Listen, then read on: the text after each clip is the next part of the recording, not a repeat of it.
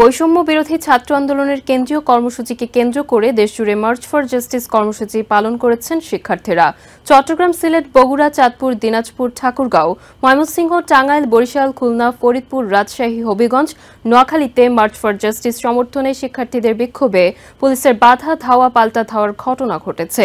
বিভিন্ন জেলায় আন্দোলনরত শিক্ষার্থীদের বিক্ষোভ ছত্রভঙ্গ করতে লাঠিচার্জ করেছে পুলিশ। সারা দেশ থেকে আটক করা হয়েছে কয়েক ডজন শিক্ষার্থীকে। রাজধানী ছাড়াও সারা দেশে পালিত হয়েছে মার্চ ফর জাস্টিস কর্মসূচি। মঙ্গলবার এই কর্মসূচির ঘোষণা দেয় বৈষম্য বিরোধী ছাত্র আন্দোলন। এর অংশ হিসেবে রাজধানীর হাইকোর্ট প্রাঙ্গণে দুপুরে জড়ো হতে থাকেন শিক্ষার্থীরা।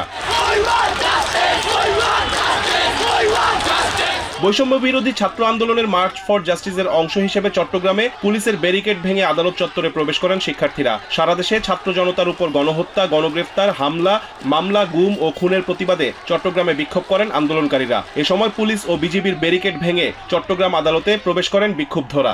আমার ভাইদেরকে নির্বিচারে গুলি করে হত্যা করা হয়েছে। ঘোষিত কর্মসূচি অনুযায়ী সিলেটের শাহজালাল বিজ্ঞান ও প্রযুক্তি বিশ্ববিদ্যালয়ের প্রধান ফটকে অবস্থান নেন বিক্ষোভকারীরা। তারা সেখানে বিভিন্ন স্লোগান দিতে থাকেন।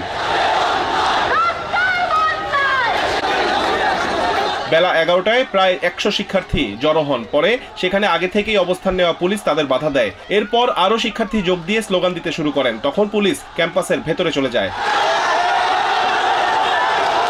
কোটা সংস্কার আন্দোলনকারীরা বগুড়ায় বিক্ষোভ করেছে। দুপুরে শহরের জলেশ্বরীর তলার আদালত চত্বরের সামনে বিক্ষোভ করেন ছাত্রছাত্রীরা। মিছিল নিয়ে তারা আদালত চত্বরে যাওয়ার চেষ্টা করলে পুলিশ তাদের বাধা দেয়। পরে তারা শহরের খেলার মাঠ ও জলেশ্বরী তলা সড়কে বিক্ষোভ করেন। এ সময় তারা কোটা সংস্কার আন্দোলনের 6 সমন্বয়কের মুক্তি এবং আন্দোলনে নিহতের ঘটনার বিচার দাবি করেন। পরিস্থিতি নিয়ন্ত্রণে শহরের 7 মাথা সহ গুরুত্বপূর্ণ এলাকায় কঠোর নিরাপত্তা ব্যবস্থা গ্রহণ করা হয়।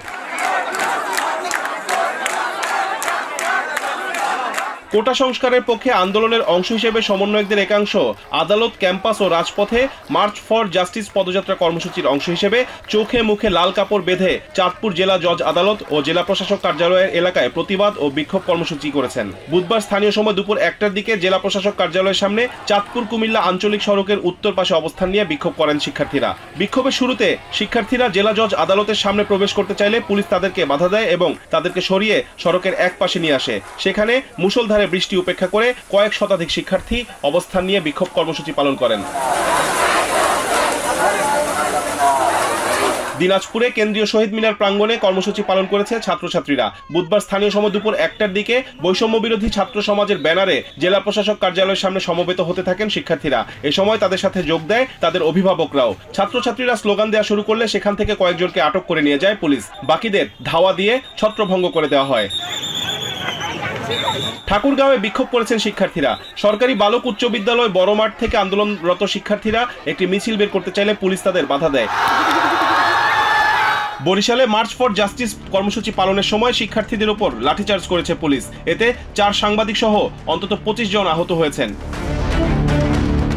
হবিগঞ্জের বৃন্দাবন সরকারি কলেজের সামনে মার্চ ফর জাস্টিস কর্মসূচিতে অংশ নেন কয়েকশো শিক্ষার্থী। রিজওয়ান কাদের, TVN 24 news desk. New York থেকে সম্প্রচারিত TVN 24 টেলিভিশন বিশ্বজুড়ে বাঙালির কণ্ঠস্বর।